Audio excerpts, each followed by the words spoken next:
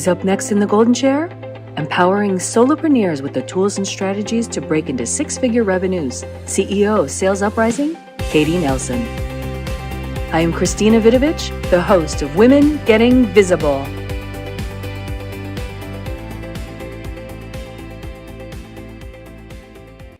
Woohoo! Dance along with me. Dun, dun. Yeah. Well, hello, everyone around the world. Welcome to this episode of Women Getting Visible. I am so excited to have our next guest with us. But before I introduce her, I want to say we had an amazing conference and Katie was one of the wonderful speakers. Visibility equals cash. So we'll chat about that a bit. But we have started our Women Getting Visible tour. We were in St. Louis just 2 weeks ago. Next week, we're going to be in San Juan, Puerto Rico. Then we'll be back in DC this December and in Orlando in January. So I hope I get a chance to meet you somewhere for a coffee, for a happy hour, or one of our visibility workshops. And now, we have the amazing Katie Nelson. Hi. And the crowd goes wild. Yeah.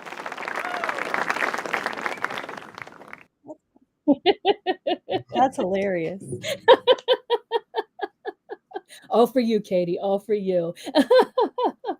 Oh my goodness. Anytime I see you, it's like I already have a smile on my face because there's something fun, wonderful, or who knows what's going to happen when Katie steps in the room.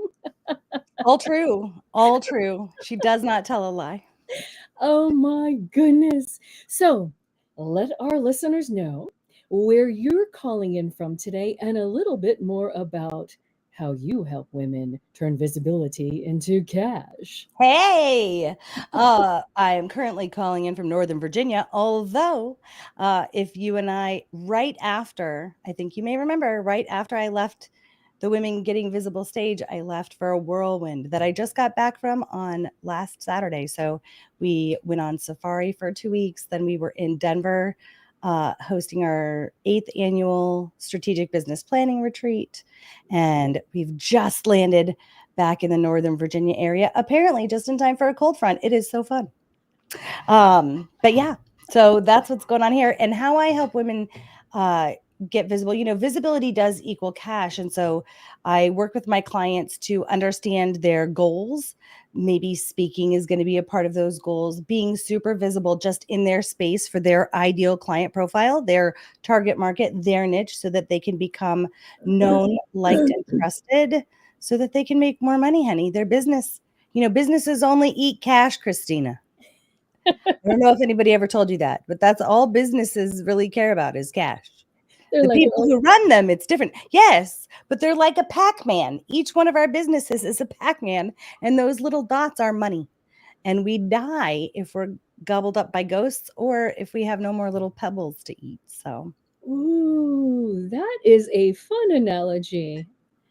We need to make that game into an app. oh my gosh, I know brighter minds than mine, but I want to take a cut because it's my idea. So you guys just let me know. All right. We'll say, hey, you heard it here first. This has been recorded and dated, stamped. Absolutely. Well, so before we get into the business of things, tell us a little bit about this safari. That is not just something anybody just goes, you know what, I'm going to go do a safari. Tell us. Well, it was an idea that was born 2 years ago. My best friends and I got on a call. We said yes to a safari, and 2 of us who had significant numbered birthdays this year said yes, and we grabbed our significant others and we went off to Uganda. And we used one of those, the people who put trips together because I only have so much time. And it was beautiful. So we didn't see any big cats. For those of you who are looking at safaris or who have ever been on safari, know the entirety of Africa can give you a different kind of experience because of its topography. So let me be clear. I was in Uganda, which is called the Pearl of Africa, and it gorillas, chimpanzees, game trails like zebras, giraffes, elephants, all of that. No big cats, no wildebeests, that kind of thing. So we were trekking up mountains in the rainforest, trying to find the gorillas. doing the same thing in a national park. Chimpanzees move quickly, people, just in case you didn't know. So literally we're running back and forth. And I asked our guide, I said, do you do this to all the people? Do you just make them run back and forth? And she's like, no, can't you? And it's true. You could hear the chimpanzees had moved like from one side to the other, and they scream at each other all the time. So you can literally hear them saying, hey, bro, we moved over here. There's better food over here. The sun's over here. Like whatever they were saying, you could hear them. So you're like, all right. And we're back off that way. So lots of trekking. And then the tour we happened to be on, so it was like 8 days of amazing animals and all of this beauty and getting to know the culture and community and just the people of Uganda, which was amazing. And then we wrapped it up on an island called Zanzibar in Tanzania, Yes. where, we got it all massaged out of us. And there's like 7 different colors of blue in those oceans. So I have friends who went scuba diving and we went snorkeling, and it was just beautiful.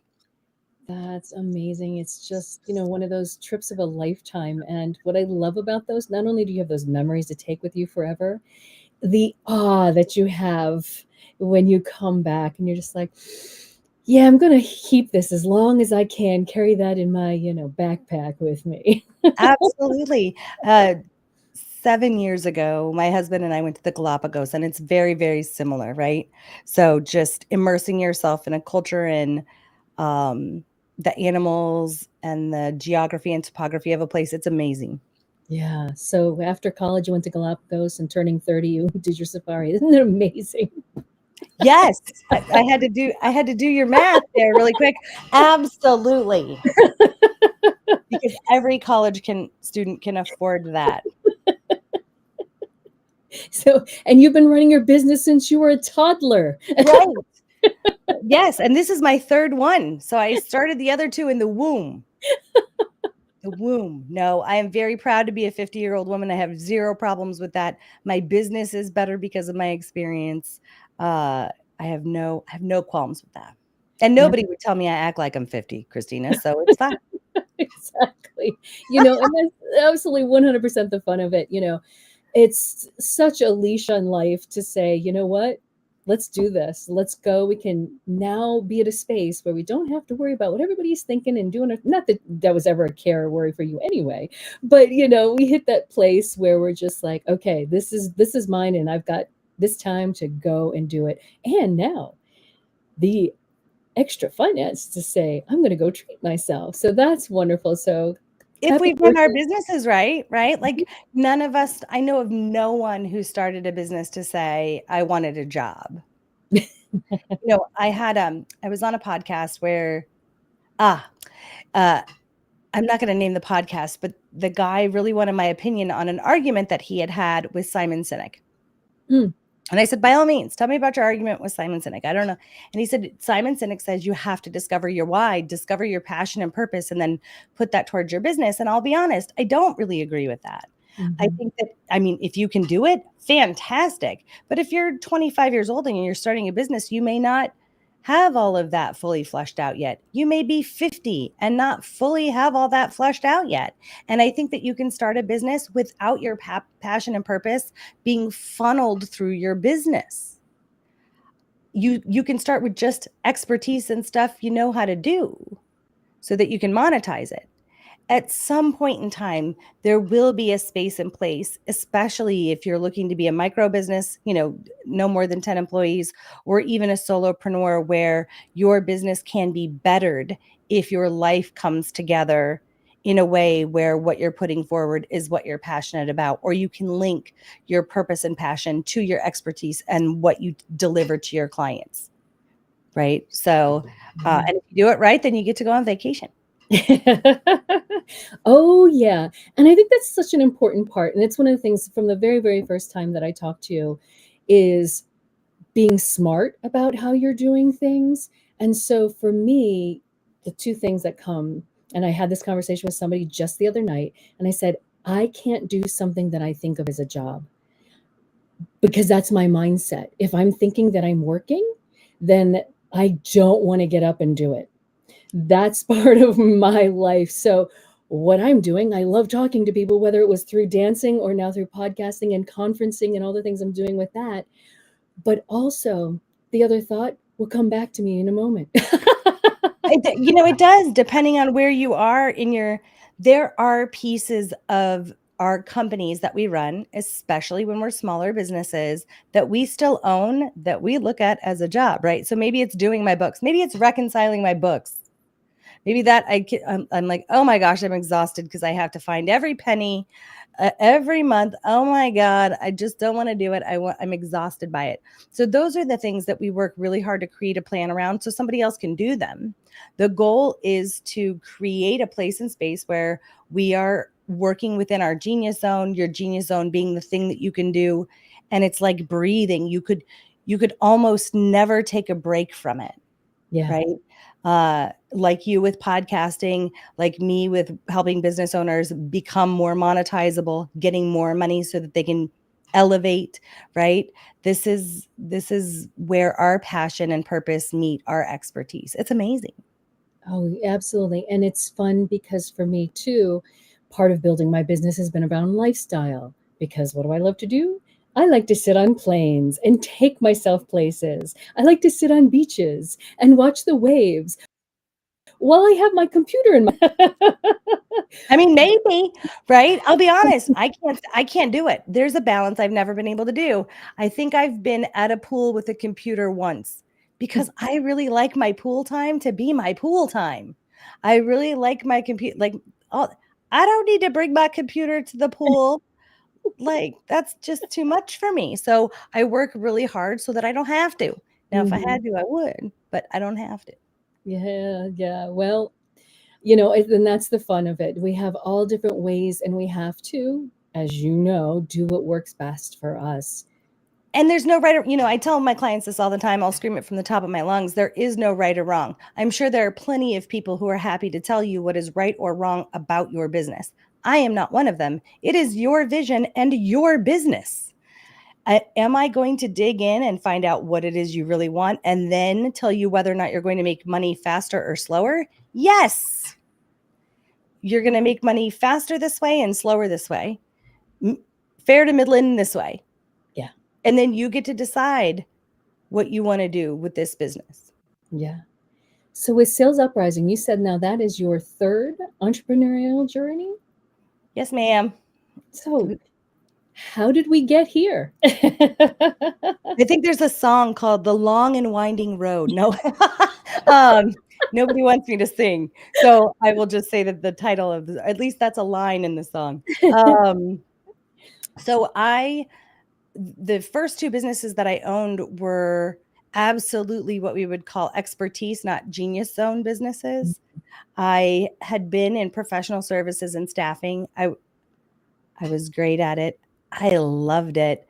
And so I had a mentor, an early on mentor, come to me and say, hey, I'm starting my own business. I can't imagine doing it with anybody other than you. What do you say? And I'm like, oh, I know how to do that. Not start the business, but the job that I would have in my own business. And I said, sure. So for the first one, there was no difference to me between being a business owner and like doing the do. Mm-hmm. And that held us in really good stead. When you're in startup in a business, there's only so many things you need to concentrate on. And mostly it has to do with the sales function of your business. So that worked out really, really well. Ultimately, due to unforeseen circumstances of 2012, so the first time that I could remember a continuing resolution, right? Sequestration, something that we are currently feeling right now, a government shutdown. Those are the things that ended that business. And then we did it again with a different partner.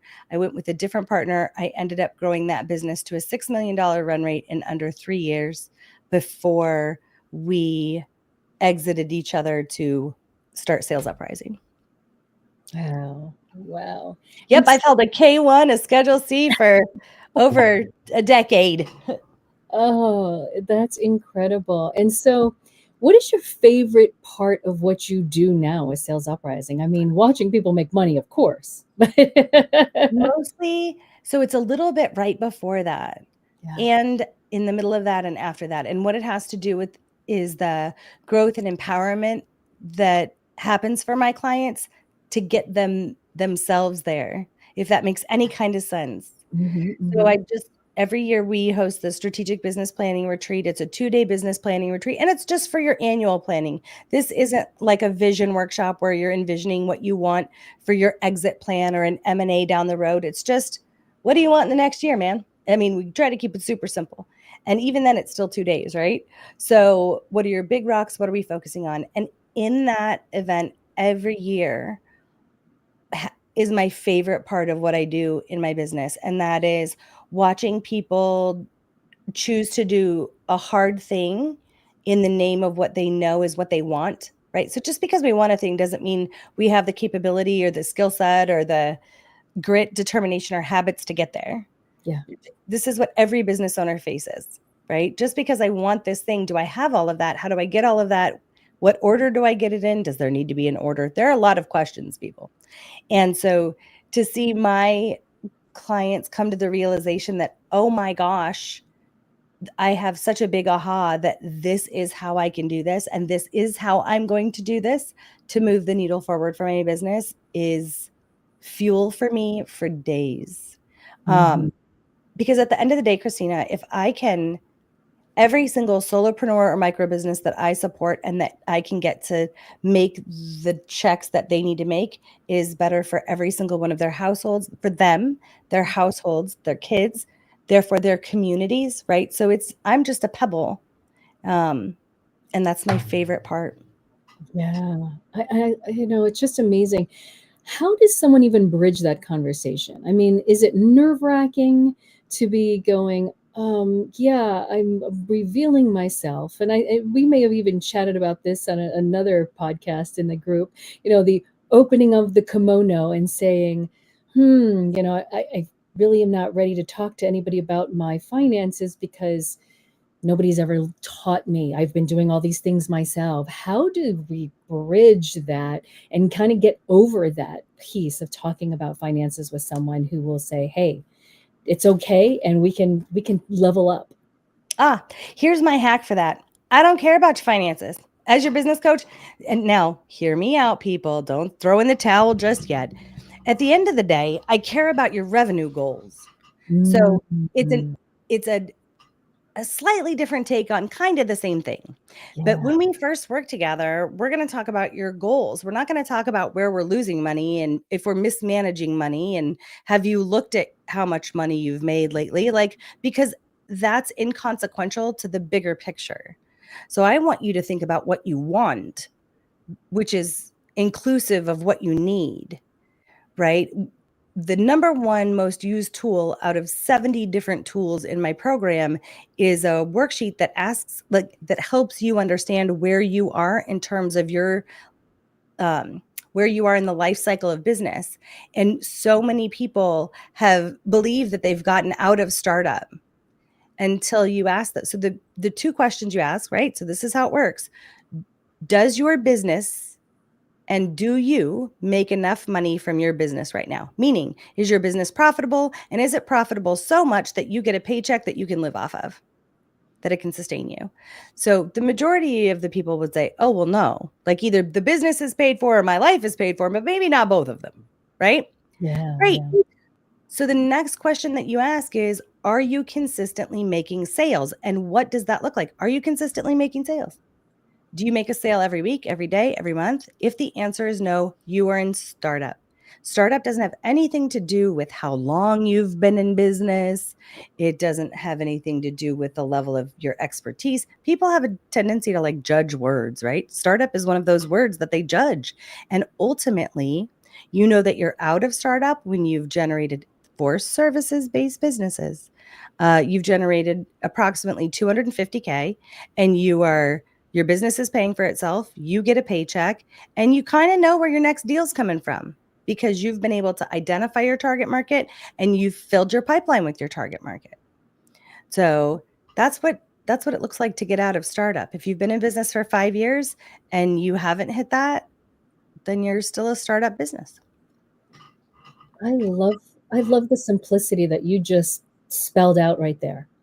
Really, And looking, and just what you said, it's like, instead of looking at the micro, oh my goodness, worry, looking at the full picture of going, why did you even start this business? You started because, one, you were enjoying something, two, you could see yourself with financial freedom, and three, who knows what else.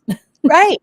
Or time freedom, right? Like, I mean, come on, people. I know you have big, huge dreams for yourself, and maybe it's for your kids. Maybe it's for your kids' colleges. You know, one of the things that when I started business never occurred to me, but now I totally want for my business is the ability to have long-term health insurance. I take care of my seniors now, right? I Yeah. never knew how expensive that stuff was. Now I got to make sure it's in the plan. Yeah. It's, you know, just little things like that. In addition to an amazing experiential vacation every 5 years or so, you know. Which is fantastic. Absolutely. And it's so funny because I heard an entrepreneur say recently, and it made me laugh. It said, I quit my 40-hour-a-week job to be working 120 for myself. Like, And I would say that they're probably most likely in startup. So there's a reason, a season, or a lifetime in business too. And there are seasons in our business where that's a real thing. It doesn't always have to be, you know, it, to me, that reads a business owner that's looking to actually not have a job for themselves, but to build an organization, right? And there's all kinds of solopreneurs, right? Christina, you see them all the time when we're talking about women getting visible. Women start businesses for all sorts of reasons. yeah. And some of them may be to get out of the house. Some of them may be to reclaim their own power and passion that's actually outside of the house, right? Because they've been paying attention to the house for so long. So this isn't a judgment in regards to how much money you need to make in your business. Again, I'm not the one who's going to tell you you're wrong. It's yours. I'm going to tell you if you want it to look different, if you want more, there are paths to that, right? And that there are ways to make money faster and slower. And I've heard you say that before. Can you repeat it again? The reason, the season, And the lifetime, and the lifetime. right? So a reason, a season, or a lifetime.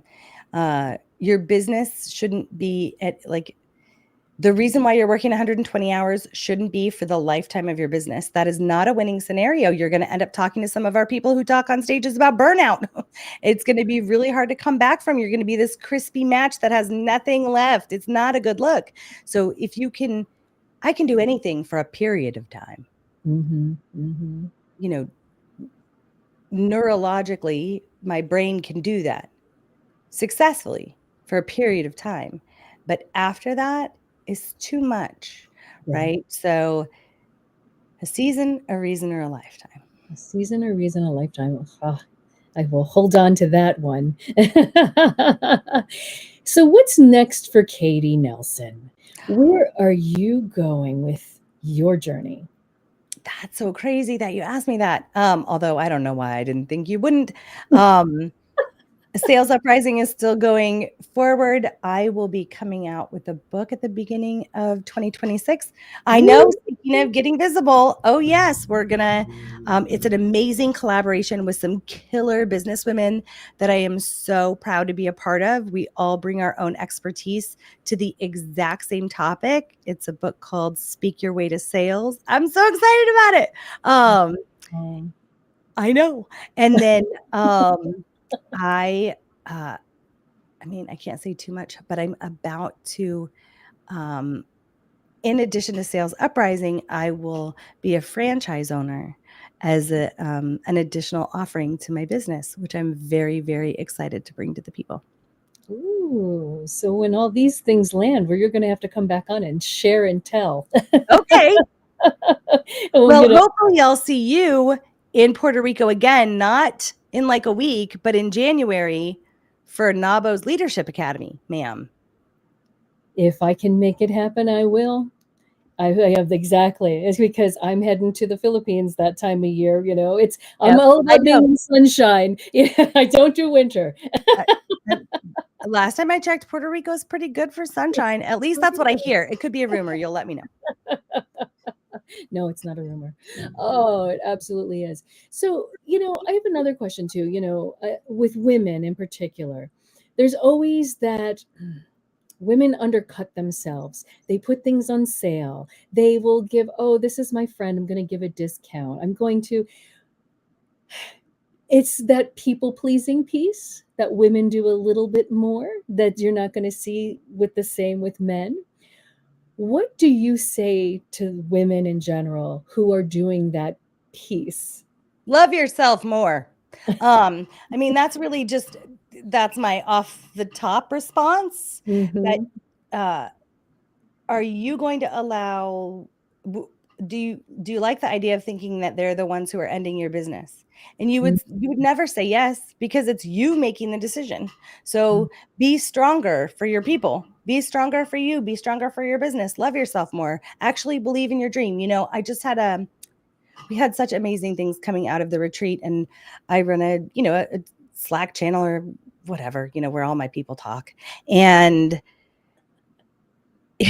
I'm 50. It's a whatever, we have DMs or PMs or IMs or whatever it is. And one of my longtime clients just said, I have been threatening to raise my rates for 3 years, and I finally did it.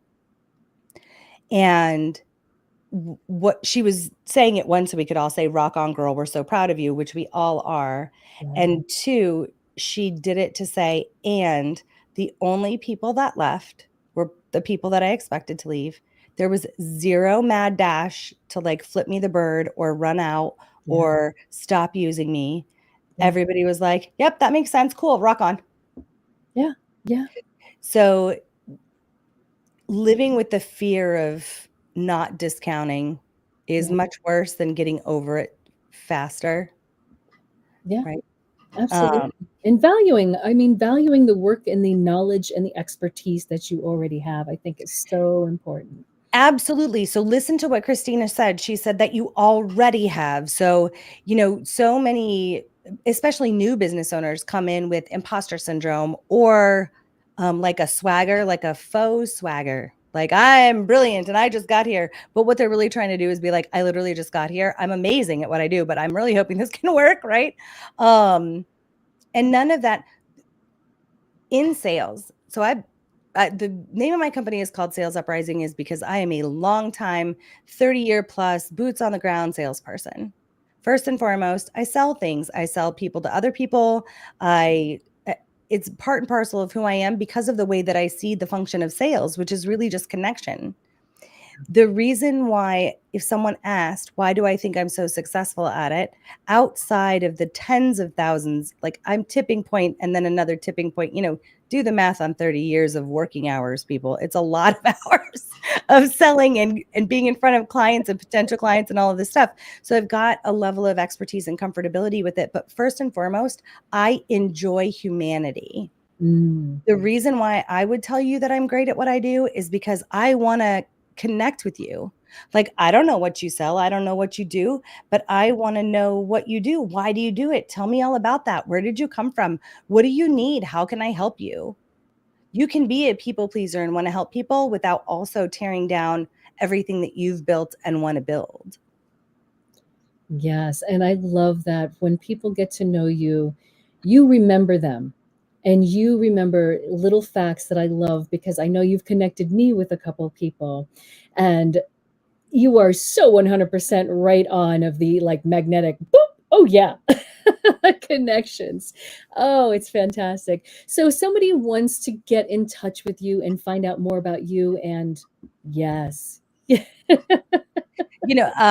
to be cheeky, but I make myself available. So, outside of writing my name on bathroom doors down a highway, you can find me at Sales UpRising everything.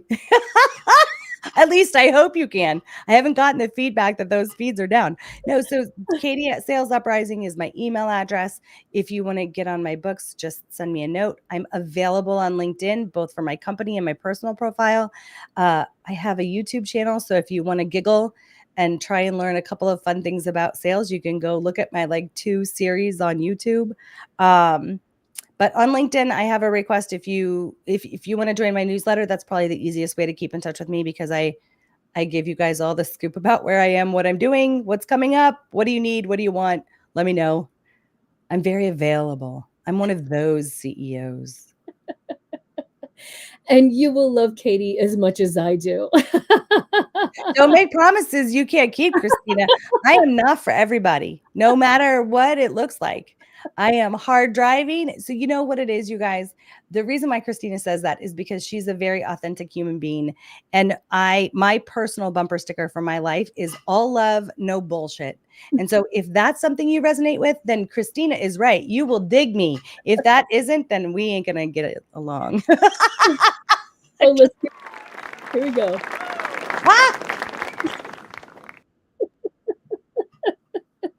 All right. And that's a wrap for this edition of Women Getting Visible. Thank you, Katie, for joining me today. And you can find her rising next. Thanks so much.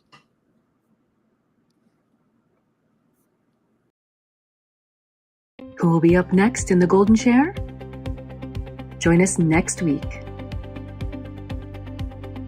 I am your host, Christina Vidovich of Women Getting Visible.